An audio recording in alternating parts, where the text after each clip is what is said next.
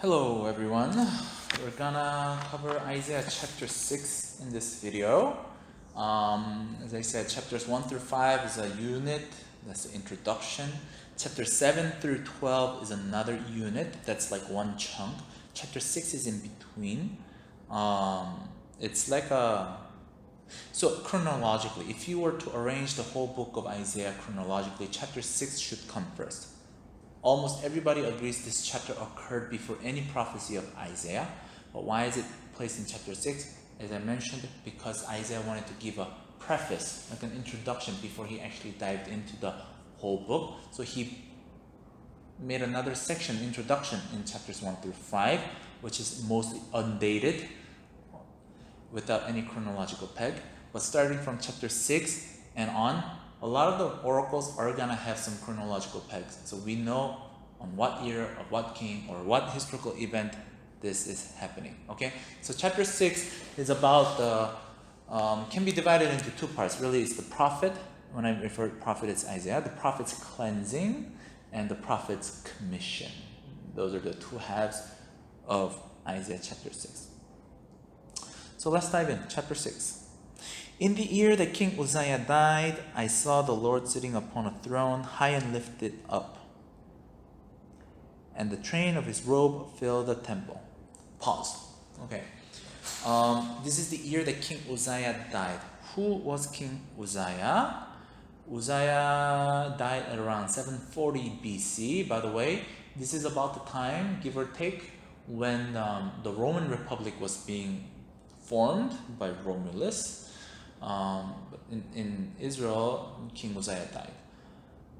He was one of the best kings ever in Judah after Solomon. He reigned for about 52 years. Although if you look at a lot of the timelines, like Bible timeline, like chronological timelines, it will show that he reigned only for about 20 some years. It's because, and I say 50 some years because he had co-regency.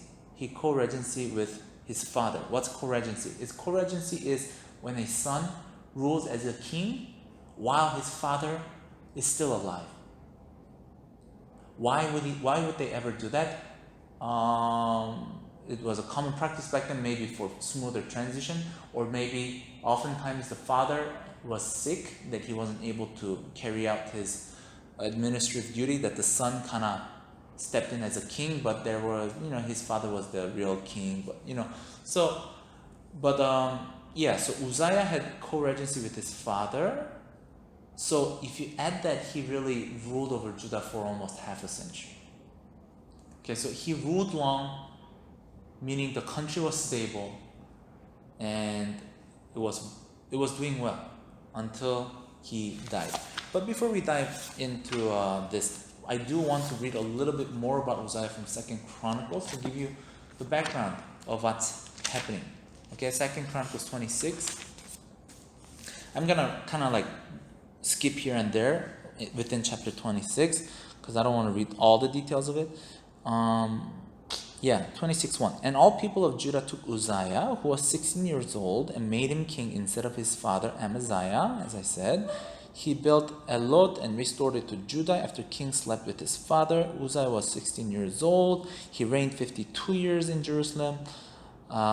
He did what was right in the eyes of the Lord according to all that his father Amaziah had done. And moreover, verse 11. Uzziah had an army of soldiers fit for war in divisions according to the numbers in their muster made by Yael the secretary and Maaseiah the officer under direction of Hananiah, one of the king's commanders, and the whole number of the heads of his father's houses of mighty men of valor was 2,600. Under their command was an army of 307,000. This is all really saying how big his army was, okay? This is a big army, 300,000 plus was very good. Uzziah prepared for all the army shields, spears, helmets, coats of mail, and And his fame spread afar, for he was marvelously helped till he was strong. Okay? So, really, Uzziah was one of the best kings. So when Uzziah died, Isaiah must have been disappointed. Okay? That's the general assumption that you would take by this verse. When Uzziah died, one of the best kings of Judah died. So, the people are sad, disappointed, depressed about it. But one more thing about Uzziah though, you need to know. It's also in 2 Chronicles 26, verse 16. But when he was strong, he grew proud to his destruction. For he was unfaithful to the Lord his God and entered the temple of the Lord to burn incense on the altar of incense. But Azariah the priest went in after him with 80 priests of the Lord who were men of valor. And they withstood King Uzziah and said to him, "It is not for you, Uzziah, to burn incense to the Lord, but for the priests, the sons of Aaron, who are consecrated to burn incense." Then Uzziah was angry. Now he had a censer in his hand to burn incense, and he became angry with the priest. Leprosy broke out on his forehead in the presence of the priests in the house. So Uzziah, although he was a great king, politically very successful, he got proud. He took the altar of incense and started performing the priestly duties, which he wasn't allowed to, despite being the king. It was only for the priests to perform these cultic duties. And he was confronted by the brave priests who were willing to step up and speak against the king. He got upset, but at that time, leprosy broke out. It's a terrible disease that meant uncleanness. He had to be out, and he had to be separated, and so on. So Uzziah was a great king. He did what was right in the eyes of God. But he fell short in some sense towards the end of his life. Okay, so that's that. I want you to keep that in mind as we dive into chapter 6, and it should come together, and you'll see what I mean by this as we go through chapter 6. So we went through verse 1. So in the year that King Uzziah died, I saw the Lord sitting upon a throne. Okay, verse 2. Above him stood a seraphim. Each had 6 wings. With 2 he covered his face, with 2 he covered his feet, with 2 he flew. And one called to another and said, "Holy, holy, holy is the Lord of hosts. The whole earth is full of his glory." What's happening here? So in his vision, he sees seraphim. What are seraphim? Seraphim are not the angels that blocked off Adam and Eve from returning to the Garden of Eden. They were cherubim. Also, cherubim were the ones that were drawn on the tabernacle, the fabrics. So seraphim, this is the only time where seraphim come out as like an angelic figure. And seraph literally means to burn. Okay, so they were like, hard to imagine, but they're like these burning figures that look like humans, but with wings. Okay? So they had 6 wings, 3 pairs of wings. 2 covered their face. This probably symbolized being in the presence of God, who was not worthy to be seen by humans. Like, how we see something similar, like when Moses goes up to Mount Sinai, he comes down with veil on his face after seeing the glory of God and so on. So covering their face with 2 wings. With 2 they flew, which was probably to carry out the commandment of God, to go somewhere. 2, it covered their feet. Why get their feet covered? There are 2 ways to understand this. Feet can mean sexual organs. Okay? Feet can be a euphemism for that. So they cover their sexual organs. And why? As a sign of modesty. And we kind of see this once again. It's hard to explain exactly how it's connected, but we see something similar in Adam and Eve when they get kicked out or they sin. They cover their sexual parts, right? They put clothing on because they felt ashamed. So maybe it's something not to be seen or something. We don't know exactly, but that's one way of understanding. Another way of understanding covering their feet is by literally understanding cover their feet, which again is a sign of modesty. So whether it's figurative for a sexual organ or literally for feet, it is a sign of like a modesty. These seraphim were to be modest before the holy God, right?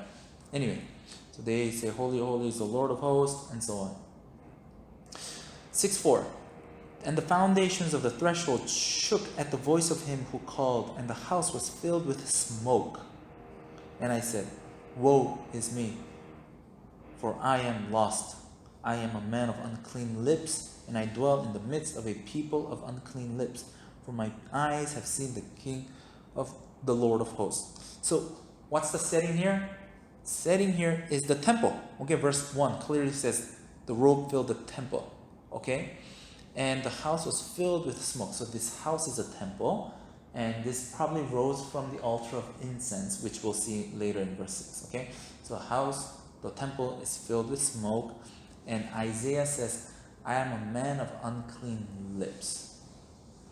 What does that mean? What did he say? You know what I mean? But unclean lips is an evidence of unclean hearts. How do I know this? Well, because what we say expresses what's in our heart. And in fact, Yeshua, our Lord himself, said in Matthew 12:34, you brood of vipers, how can you speak good when you are evil? For out of the abundance of the heart, the mouth speaks. So when Isaiah says, I'm a man of unclean lips, it's not just saying I've said some bad words, it's saying I'm a sinful person. It's not just lips what he said, it's his nature, his heart is sinful, and he sees a problem with that because he is before the Lord of hosts. Okay? So it's another way of saying that he is sinful. It's like he's repentant, like he's acknowledging his sinfulness. So what happens then? Verse 6, then one of the seraphim flew to me, having in his hand a burning coal that he had taken with tongs from the altar. And he touched my mouth and said, behold, this has touched your lips, your guilt is taken away, and your sin atoned for. So a seraph flies to him, and what does he have in his hand? He has a burning coal that he had taken with tongs from the altar. Once again, the setting is the temple. The altar is probably the altar of incense, although it could be the altar of burnt offerings. Either way, it symbolizes cleansing, okay? Because that's what altars were. Altars cleansed people from sin, and he brings that coal and touches Isaiah's lips to cleanse him. Again, lips is not just his lips. I mean, he touches his lips, but it's his whole personhood, his nature becomes clean. But note that the angel, the seraph, has coal with tongs. He grabs it out of the altar with tongs. And why? It's not because it's hot. Remember, seraph means what? Seraph means to burn, literally, right? So he's a burning figure. Burning coal isn't hot. He is fire. So he doesn't need a tongue to hold a burning coal because it's hot. He is burning being. So the reason he uses the tongue is because it is a holy thing, and that is the manner that God had demanded things to be done. Okay? That's why. That's why he brings it in. And Isaiah's sin is atoned for. Verse 8. And I heard the voice of the Lord saying, whom shall I send, and who will go for us? Then I said, here I am, send me. And he said, go and say to these people, and a quotation opens. Okay? So after Isaiah gets his guilt taken away and sin atoned for, he volunteers to serve God as a prophet. Okay? So we're seeing here Isaiah responding to the concern of God, right? To the divine concern. And here I feel like it's worthwhile for me to say that I'm going to quote this guy called Young. It says, here in this matchless passage we find the reason why so few are willing to serve God. They need above all the conviction of sin. Only when a man has been convicted of sin and has understood that the Redeemer has borne the guilt of his sin, is he willing and ready joyfully to serve God, to go wherever God may call him. I think it's very well put. Isaiah, before the extremely holy being, sees and recognizes and confesses that he is nowhere close, and in fact he's unclean and he's in trouble for being in such a holy place. And this results in cleansing of sin. And after this cleansing of sin, he is more than willing and excited to volunteer to serve God. So, couple application. If you feel like you have lost the sense of calling, if you have lost the purpose of what you're doing, the ministry that you're doing, the life that you're living for God, reflect once again on the holiness of God. How holy is it? The degree of holiness that God is depicted in the Bible. Contrast it to how unholy we are. Okay? That often brings a sense of renewal in our hearts. And if you have not come to that point yet, I advise you to do so. Sit down and think about it, meditate on it. Ask the Lord to show His holiness for you to at least experience it partially and reflect yourself before the Holy Father. This meditation will, I'm sure, yield some good results. Anyways, because chapter 6 is kind of thick and heavy, I'm going to stop here and make a separate video to cover the second half of Isaiah, which is the commission of the prophet.